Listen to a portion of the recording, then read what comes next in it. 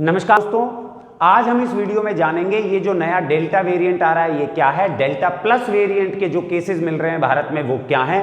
तो delta variant क्या होता है, डेल्टा प्लस वेरिएंट किस तरीके से आता है, इनका नामकरण कैसे होता है, इनका नाम किस तरीके से लिखा जाता है, किस तरीके से इनको नाम दिया जाता है, और सबसे बड़ी चीज हम ये सीखेंगे कि किस तरीके से ये अपना स्वरूप बदल रहा है धीरे धीरे। कभी कोरोना आता है, फिर कभी कोरोना वेरिएंट आता है, फिर कोरोना वेरिएंट पॉजिटिव आता है, प्लस वेरिएंट आता है। तो किस तरीके से वेरिएंट अपने रूप बदल रहा है, और फिर हम सीखेंगे कि जो डेल्टा वेरिएंट है इसके क्या क्या प्रभाव हमारे देश के अंदर देखे गए, क्या क्या प्रभाव पूरी दुनिया में देखे गए, और डेल्टा प्लस वेरिएंट के जो हमारे केसेस अब आ रहे हैं उसके क्या क्या प्रभाव, क्या क्या चीजें इफेक्ट्स पॉपुलेशन पर, बच्चों पर देखी जा सकती हैं। चलिए ये सीखते हैं।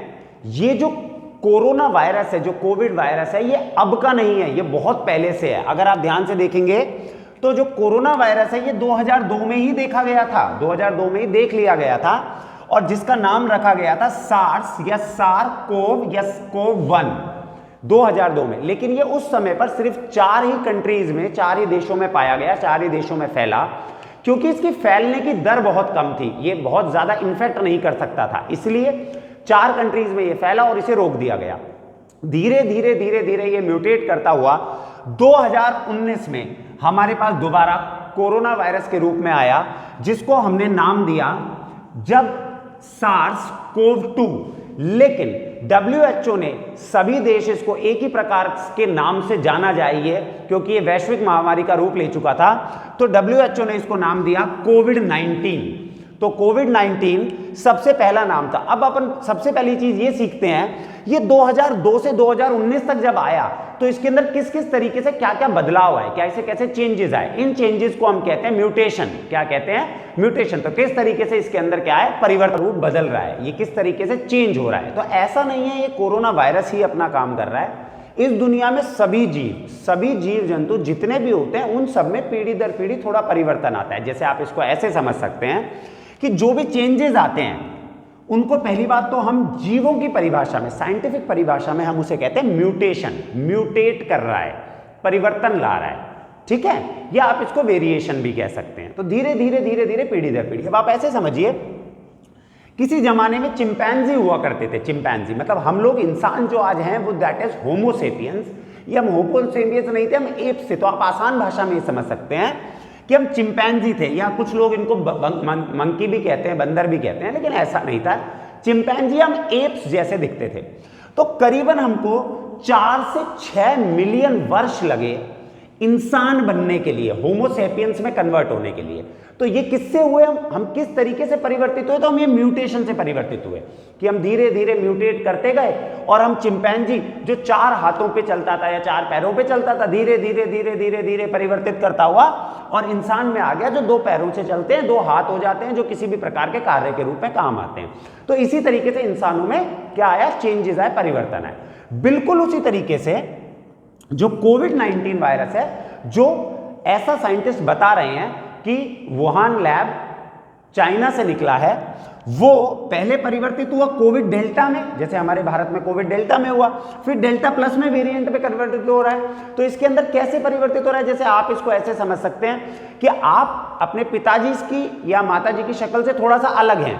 आपके पिताजी आपके माताजी की उनके पिताजी की शक्ल से भिन्न है, थोड़े से अलग हैं। इसी तरीके से पीढ़ी दर पीढ़ी हमारे अंदर भिन्नता आती जाती है। जैसे जैसे पीढ़ी, एक पीढ़ी से दूसरी पीढ़ी बनती है, जैसे कोई भी एक पीढ़ी है, इस पीढ़ी से दूसरी पीढ़ी बनती है, तो उसके अंदर क्या आ जाती है, भिन्नता आ जाती है, परिवर्तन आ जाता है।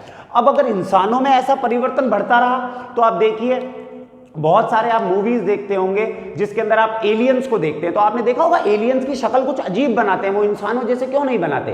क्योंकि ऐसा मानते हैं कि ह्यूमन से जब कुछ ना कुछ और बनेगा तो वो कुछ ऐसा जीव बनेगा जो एलियन जैसा हो सकता है। ये सिर्फ क्या है, एक तरह की कल्पना है। उसी तरीके से ये वेरिएंट कोरोना में भी चलता आ रहा है कि कोविड-19 से कोविड डेल्टा वेरिएंट बना, कोविड डेल्टा प्लस से कोविड डेल्टा से डेल्टा प्लस बना। अब जब भी कोई एक पीढ़ी से दूसरी पीढ़ी बनती है तो उसके अंदर जो परिवर्तन आता है, जो म्यूटेशन आता है, जो चेंज आता है, इसके साथ साथ उसके कैरेक्टरिस्टिक्स, उसके जो भी तरीके हैं रहने के, वो सब भी धीरे धीरे परिवर्तित होते हैं, बदलते हैं। इसका उदाहरण आप ऐसे समझ सकते हैं कि आपके जैसे दादाजी परदादाजी हैं, वो लोग बिना पंखे के बिना कूलर के भी बहुत आसानी से रह सकते हैं, लेकिन आपके पिताजी, उनको कूलर पंखा चाहिए। अब आपको आज कूलर भी चाहिए, पंखा भी चाहिए, एसी भी चाहिए, तो आपकी एडेप्टेबिलिटी क्या हो रही है, बढ़ती जा रही है। तो आप में क्या आ रहा है, इस सब चीजों को लेके परिवर्तन आ रहा है। आपके दादाजी, आपके परदादाजी, वो बहुत परिश्रमी हुआ करते थे, बहुत ज्यादा काम करा करते थे। आज की जनरेशन बहुत ज्यादा काम नहीं करना चाहती है। इसी तरीके से आप देख लेंगे कि आज से अगर अपन 200, 300, 400 साल पहले जाएं तो जितने भी लोग हुआ करते थे उनका मस्कुलर पावर ज्यादा था, और धीरे धीरे मस्कुलर पावर कम होता जा रहा है क्योंकि हम क्या करते जा रहे हैं, काम। तो ये सब चेंजेस हैं, ये सब परिवर्तन है। जैसे आप इसका दूसरा उदाहरण ले सकते हैं, मान लीजिए आज से अगर अपन 50, 60, 70 साल पहले की बात करें, 70 साल पहले की बात करें, तो 70 साल पहले मच्छर भगाने के लिए घरों के अंदर क्या करते थे, दिए के अंदर सरसों का तेल डाल देते थे, घी डाल देते, या नीम का तेल डालते थे और उसका दिया जला देते, मच्छर भग जाते थे। या नीम की पत्तियां जला देते थे, उससे मच्छर भग जाते थे। धीरे धीरे धीरे धीरे समय के साथ क्या हुआ, मच्छर जो हो गए उन्होंने अपने शरीर में परिवर्तन लाए, और वो अब जो वो तेल था या वो पत्तियां थी उनसे नहीं भागते थे। तो नई चीज इंसान लेकर आए, क्या, कछुआ छाप लिया है। कछुआ छाप जलाने लगे, मच्छर भागने लगे, फिर मच्छरों में परिवर्तन हुआ, फिर मच्छर क्या हो गए, उसके खिलाफ एडेप्टेबल हो गए कि अब हम उससे नहीं भागेंगे। फिर उसके बाद क्या आया, उसके बाद मॉर्टिन आया, फिर ऑल आउट आया, फिर ऑल आउट प्लस आया, फिर ऑल आउट डबल पावर आया, ऑल आउट ट्रिपल पावर आया। आज की स्थिति ये है कि मच्छर इतने ज्यादा एडेप्टेबल हो गए कि वो ऑल आउट को ही खा लेते हैं, वो ऑल आउट पे ही बैठे रहते हैं। क्यों? क्योंकि वो भी ऑल आउट के साथ साथ क्या हो रहे हैं, परिवर्तित हो रहे हैं, धीरे धीरे चेंज लाते जा रहे हैं अपने शरीर में। उसी तरीके से जो कोरोना वायरस है, ये जैसे पीढ़ी दर पीढ़ी आगे बढ़ रहा है, मतलब एक पीढ़ी से दूसरी पीढ़ी बनती है, दूसरी पीढ़ी से तीसरी पीढ़ी बनती है, तीसरी पीढ़ी से चौथी पीढ़ी बनती है, तो इसमें चेंजेस आते जाते हैं। और इन्हीं चेंजेस को हम क्या कहते हैं, म्यूटेशन कहते हैं, चेंजेस कहते हैं, वेरिएशन। और जब परिवर्तन आता है, चेंज एक पीढ़ी से दूसरी पीढ़ी में, तो उसके साथ साथ क्या होता है, इसके कैरेक्टरिस्टिक्स भी बदल जाते हैं, ये अपने लक्षण भी बदल देता है। कभी तो ज्यादा घातक होता है, कभी कम घातक होता है, कभी किस तरीके का स्वरूप बदलता है, तो अपने कैरेक्टरिस्टिक्स भी बदल लेता है। अब इसके नाम कैसे रखे जाते हैं, किसी भी कोरोना के अलग अलग तरीके के नाम ये क्यों बनाए जाते हैं और ये किस तरीके से आते हैं। तो आप पहले ये समझिए, जो बॉडी नाम बनाती है, जो सोसाइटी नाम बनाती है, वो WHO, किसी भी चीज का नामकरण करेगी, किसी भी मेडिकल इंडस्ट्री के अंदर वो WHO करेगी, वर्ल्ड हेल्थ ऑर्गेनाइजेशन। अब हुआ क्या, पूरी कहानी अगर अपन समझें तो सबसे पहला वायरस मिला था चाइना में, और उसका नाम रखा कोरोना वायरस या कोविड-19। अब चाइना में जो भी वायरस निकलता है या कोई भी वायरस जब निकलता है तो उस वायरस का साइंटिफिक नेम होता है, और वो उसके किस तरीके का जीनोम है उसके आधार पर होता है। और वो बहुत जटिल प्रक्रिया है, वो बहुत मुश्किल है पूरा जीनोम समझना, पूरी स्टडी करना। तो उसकी स्टडी के बाद उसका नाम आता है। जैसे चाइना में जो वायरस निकला उसका नाम रखा गया था G614, लेकिन आम भाषा में आम लोगों तक पहुंचाने के लिए, ये तो साइंटिफिक नेम था, WHO ने एक नाम सुझाव दिया, दैट इज कोविड-19, कोरोना। ये नाम क्यों दिया गया कि अगर हर कोई व्यक्ति G614 नहीं बोल पाएगा, G614 नहीं समझेगा, तो वो क्या बोलेगा, ये चाइनीज वायरस है, जिससे चाइना की पूरे विश्व में बदनामी होगी।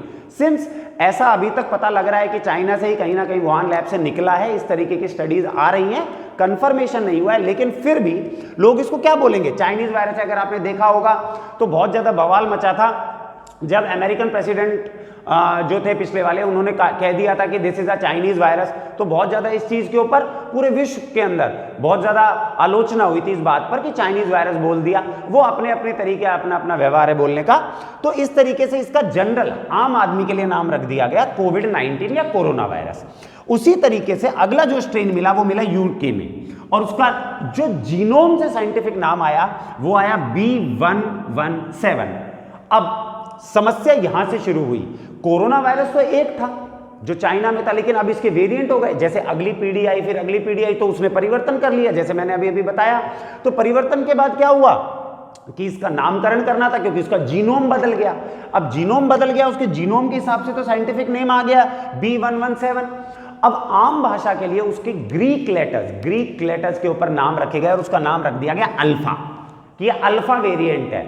अगर अल्फा वेरिएंट नहीं रखते तो क्या समस्या आती, आम जनता, आम लोग B117 नहीं बोलते बार बार। जैसे कोई नहीं बोलता B117 है, B117 है, वो क्या बोलते, यूके वायरस है, और उससे यूके का नाम खराब होता है, यूनाइटेड किंगडम का नाम खराब होता, ब्रिटेन का नाम खराब होता।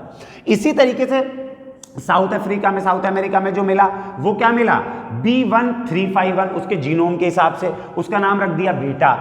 ब्राजील में जो मिला वो P1 था स्ट्रेन और उसका नाम रख दिया गामा। अब जैसे इंडिया में, हमारे इंडिया में दो तरीके के स्ट्रेन्स पाए गए, दो तरीके के वायरस पाए गए। एक कौन सा मिला, B16172 जिसका नाम रखा गया डेल्टा, और ये वही डेल्टा वेरिएंट है जिसने सेकेंड वेव के अंदर लाखों लाखों लोगों को परेशान किया। पूरे भारत में बहुत सारे लोगों की इसी वेरिएंट की वजह से जान गई। ये बहुत खतरनाक है, इसका वेरिएंट बहुत खतरनाक है। अब इंडिया में एक वेरिएंट और मिला था महाराष्ट्र में और MP में, उसका नाम था, जीनोम के हिसाब से साइंटिफिक नेम था B16171, इसका नाम रखा गया कप्पा। अब आपने सुना नहीं होगा, जैसे आप देखिए, आपने कभी भी नहीं सुना होगा कप्पा वेरिएंट फैला, आपने अखबारों में हर जगह पर क्या सुना, डेल्टा वेरिएंट ने तबाही मचाई, डेल्टा वेरिएंट यहां हो गया डेल्टा, और अब तो नया मिल रहा है डेल्टा प्लस वेरिएंट है, हम इस पे भी बात करेंगे अभी। तो कप्पा वेरिएंट, अब सोचिए आप, अगर आम आदमी को ये बोला जाए कि भाई आपके B16172 हो गया, तो वो समझेगा ही नहीं, वो क्या बोलेगा, मेरे इंडियन वेरिएंट हो गया। अब इंडियन वेरिएंट होगा तो हमें बड़ा खराब लगेगा, भाई इसमें इंडिया का तो कोई लेना देना ही नहीं है, ये तो पीढ़ी दर पीढ़ी अपने आप परिवर्तित हो रहा है, तो इंडियन वेरिएंट हम नाम क्यों दें, तो हमने इसका नाम दिया डेल्टा वेरिएंट। अब मान लो आप गांव के अंदर किसी भी व्यक्ति को बोलोगे कि भाई B16172 हो गया, तो वो बोल ही नहीं पाएगा। अब हमारे देश के अंदर हम हर चीज के लिए अपनी सहूलियत के हिसाब से शॉर्टकट, जैसे आप समझिए, आप लोग जब घर पे रहते हैं तो आपके निकनेम होते हैं, अलग नेम होते हैं ना, बबलू, डबलू, चिंकी, मिंकी, पिंकी। क्यों रखते हैं ये नाम? ये नाम इसलिए रखते हैं क्योंकि आपका पूरा नाम जैसे कुछ और है, जैसे आपका पूरा नाम है पारुल शर्मा, जैसे आपका पूरा नाम है अमित यादव, जैसे आपका पूरा नाम है कृष्ण यादव, तो ये पूरा नाम बोलना बड़ा तकलीफ का काम होता है, बहुत मुश्किल आती है। अब हमको तो इंडियंस को ये नाम बोलने में तकलीफ आती है, तो हम ये नाम बोल पाएंगे B1617, तो हम इसका नाम क्या रखते, हम इसका नाम कुछ रखते, डब्लू अब्लू, तो WHO ने इसका नाम क्या रख दिया, डेल्टा, कि भाई इसको डेल्टा नाम से पुकारो, इंडियन वायरस के नाम से कोई भी इसको नहीं बोलेगा। इसको आप एक तरीके से और समझ सकते हैं, जैसे हमारे देश में आज भी साक्षरता का स्तर गांव के अंदर बहुत ज्यादा हाई नहीं है, तो अगर आप किसी भी आम आदमी से, किसी भी, जैसे मान लो कोई अपने गांव के अंदर अपने कोई बुजुर्ग हैं, अपन बोलेंगे, बोले बाबा तेरे B16172 हो गयो, तो वो तो क्या समझेगा, भाई मेरे अकाउंट से पैसों कट गए दिखे, उनको ये बात समझ में ही नहीं आएगी। कहने का मतलब है आसान में लोगों को समझाने के लिए WHO ने इनके लेमैन नाम रखे, कप्पा, डेल्टा, और इसके अलावा और भी बहुत सारे नाम रखे गए जो ग्रीक लेटर्स के ऊपर ही थे। जो चाइना के अंदर पाया गया वो G614 और वो कोविड था, उसके अलावा बाकी सब वेरिएंट के अलग अलग ग्रीक लेटर्स पे नाम रखे गए। तो ये थी इसकी बात कि किस तरीके से नाम रखे गए इनके। अब हम ये जानते हैं ये डेल्टा प्लस या ये जो थर्ड वेव है ये किस तरीके की है। तो ऐसा पाया गया कि मैंने अभी आपको बताया कि ये अपना रूप बदल रहा है, स्वरूप बदलता जा रहा है, तो डेल्टा से ही डेल्टा प्लस मिला है। ये करीबन 10 कंट्रीज के अंदर पाया जा चुका है, 10 अलग अलग देशों में मिल चुका है पूरे विश्व में, और हमारे इंडिया के अंदर भी ये 12 स्टेट्स में फैल चुका है। सबसे पहला केस इसका पाया गया था मध्य प्रदेश में, और पहली डेथ जो रिकॉर्ड करी गई है वो MP में रिकॉर्ड करी गई है। राजस्थान में भी इसका एक केस मिल चुका है, इसलिए हमें सतर्क रहने की बहुत ज़्यादा आवश्यकता है। और ऐसा पाया गया है कि डेल्टा प्लस जो वेव है, जो थर्ड वेव है, डेल्टा प्लस की जो वेव है, वो उतनी ज़्यादा शायद नुकसानदायक, घातक नहीं होगी जितनी दूसरी वेव हुई है। हमने देखा कि डेल्टा जो सेकंड वेव थी उसमें बहुत सारे लोगों की जान गई, बहुत सारे लोग इफेक्ट हुए, और ऑक्सीजन की डिमांड, ऑक्सीजन का जो भी सिस्टम था उसकी वजह से बहुत सारे लोगों को इफेक्ट झेलना पड़ा। लेकिन जो डेल्टा प्लस वेव है उसके अंदर इतना ज़्यादा इफेक्ट नहीं होगा। ये कहाँ से हमने सीखा? ये हमने पुराने डेटा से सीखा। हम अगर बात करते हैं स्पेनिश फ्लू की जो 1918 से 1920 तक चला था, 1918 से 1920 तक जो चला था, उसकी भी 3 वेव्स रिकॉर्ड करी गई थी इस दौरान। उसके अंदर ये पाया गया था कि जो सेकंड वेव थी, ये जो वेव थी ये सबसे ज़्यादा घातक थी, सबसे ज़्यादा नुकसानदायक थी, और थर्ड वेव जो थी वो सबसे ज़्यादा कमज़ोर वेव थी, सबसे ज़्यादा जो नॉर्मल वेव थी, सबसे ज़्यादा जो निचले स्तर पे सबसे कम लोग इससे इफेक्ट हुए और सबसे कम लोगों की मौत हुई इससे, वो थर्ड वेव थी। उसी डेटा के आधार पे हम ये कह सकते हैं कि जो थर्ड वेव है वो उतनी ज़्यादा नुकसानदायक नहीं होगी, और उसका कारण एक वैक्सीनेशन। अब हम समझते हैं कि वैक्सीनेशन कितना इंपॉर्टेंट है, कितना प्रभावशाली है, कि हमारे राजस्थान में जो पहला केस पाया गया, जिस महिला का पहला केस मिला, उन्हें वैक्सीनेशन की दोनों डोज लग चुकी थी। तो इसीलिए जो डेल्टा प्लस वेरिएंट उनके शरीर के अंदर पाया गया वो उतना ज्यादा प्रभावशाली नहीं था, मतलब उन्होंने उस वायरस ने उनको उतना ज्यादा प्रभावित नहीं किया था। तो हमें इस बात को समझना पड़ेगा कि हम जितना ज्यादा वैक्सीनेशन लगवाएंगे, जितना ज्यादा वैक्सीनेशन के केसेस में जाएंगे, वैक्सीनेशन जितना ज्यादा लगेगा उतना ही हमारा बचाव है। अब अपन ये समझते हैं कि डेल्टा प्लस वेरिएंट बच्चों के अंदर भी फैल सकता है और बच्चों के ऊपर अभी ट्रायल चल रहा है, मतलब वैक्सीनेशन का ट्रायल चल रहा है और ऐसा पाया गया है कि बच्चों के अंदर, बहुत सारे बच्चों के अंदर इसकी एंटीबॉडीज भी बन चुकी हैं। जैसे क्या होता है, जब भी वैक्सीनेशन का ट्रायल होता है तो बच्चों को बुलाया जाता है, जैसे 100 बच्चे बुला लिए और उनको ट्रायल के रूप में जब उनकी वैक्सीनेशन लगती है उससे पहले उनका कोविड का टेस्ट करा गया। तो टेस्ट में ये पता करा गया, जब पूरा ब्लड टेस्ट करा गया, कि उनके अंदर, बॉडी के अंदर पहले ही बहुत कुछ बच्चों के अंदर ऐसा था कि एंटीबॉडीज डेवलप थी, लेकिन उसके बाद भी डेल्टा प्लस वेरिएंट बहुत ज्यादा खतरनाक हो सकता है बच्चों के लिए। तो अभी हमारा ट्रायल फेज चल रहा है, वैक्सीनेशन अवेलेबल नहीं है 18 से कम के लिए, तो हमें क्या करना पड़ेगा, प्रिकॉशन ही है। प्रिकॉशन मतलब हम प्रॉपर मास्क यूज करें, सैनिटाइजर यूज करें, घर के बाहर जरूरत हो जब ही जाएं। तो बच्चों को इससे बचने की आवश्यकता है जब तक कि वैक्सीन नहीं आ जाती बच्चों के लिए 18 से कम के लिए ट्रायल के बाद। समझने वाली बात यह है कि वैक्सीनेशन के किसी भी प्रकार के कोई साइड इफेक्ट नहीं है, आप ये बात भी ध्यान रखिएगा। बहुत सारे लोग बहुत सारे मिथ फैला रहे हैं कि वैक्सीनेशन के कुछ साइड इफेक्ट हो सकते हैं, ऐसा कुछ नहीं है, वैक्सीनेशन के कोई साइड इफेक्ट नहीं है। बहुत सारे लोगों ने, डॉक्टर्स ने, मंत्रियों ने, हमारे देश के राजनेताओं ने वैक्सीनेशन लगवाई है और उसके बाद, वैक्सीनेशन लगवाने के बाद ही वो आगे ट्रायल के बेसिस पर लोगों तक पहुंची है, मतलब लोगों के लगाई जा रही है। तो ऐसा कुछ नहीं है। उसके बाद हमको एक चीज और बहुत जरूरी समझनी पड़ेगी कि हम इस चेन को ब्रेक करेंगे। आप समझिए, कोरोना, जैसे मैंने अभी आपको बताया, अपना स्वरूप बदल रहा है, जैसे एक से दूसरा जनरेशन आएगी, एक से दूसरा कोरोना पैदा होगा, फिर दूसरा। तो कहने का मतलब ये, जब इसके बच्चे पैदा होते रहेंगे तो उसके अंदर परिवर्तन आता रहेगा, और परिवर्तन आएगा तो थोड़े दिनों बाद, अभी डेल्टा प्लस आया है, फिर डेल्टा प्लस प्लस आ जाएगा, फिर डेल्टा स्क्वायर आ जाएगा, फिर डेल्टा सब्ट्रैक्ट आ जाएगा, फिर डेल्टा वो आ जाएगा, फिर चिंटू आ जाएगा, फिर कौन सा आ जाएगा, फिर कौन सा आ जाएगा। तो हमें ये समझना पड़ेगा, हमें इसके बच्चे पैदा होने से, मतलब इसको रिप्लिकेट करने से रोकना है। उसके लिए हमें इसे फैलने से रोकना पड़ेगा, कि जब ये फैलने से रुक जाएगा तो वहीं पर ही क्या हो जाएगा, इसकी चेन ब्रेक हो जाएगी। और सबसे इंपॉर्टेंट बात, गांव के अंदर मिथ फैल रहा है कि वैक्सीनेशन के बारे में, ऐसा कुछ नहीं है। ज्यादा से ज्यादा वैक्सीनेशन लगवाइए, वैक्सीनेशन ही है। WHO भी ये कह चुका है कि 60% अगर भारत के अंदर वैक्सीनेशन लग गया तो अगर किसी भी प्रकार का वायरस है, कोरोना वायरस है, तो वो उतना ज्यादा प्रभावशाली नहीं होगा। और जो 2 वैक्सीन हमारे देश में अभी लग रही हैं, कोवैक्सीन और कोविशील्ड, वो डेल्टा प्लस वेरिएंट के लिए भी कारगर हैं, ऐसा वो बोलती हैं। तो कहने का मतलब ये है, समझाने का मतलब ये है कि ज्यादा से ज्यादा वैक्सीनेशन लगवाना ही हमारे लिए बचाव है, सतर्कता है। और मैं सरकार से एक और अनुरोध करूंगा इस वीडियो के माध्यम से, कि इस जो मिथ फैल रहा है गांव के अंदर, वो ये फैल रहा है कि वैक्सीनेशन प्रोग्राम से उनके शरीर के अंदर कुछ बदलाव आ सकते हैं। तो ये इसलिए है कि वैक्सीनेशन शब्द उनको समझाने के लिए बहुत ज्यादा कन्वीनियंट नहीं है, बहुत ज्यादा अच्छा नहीं है।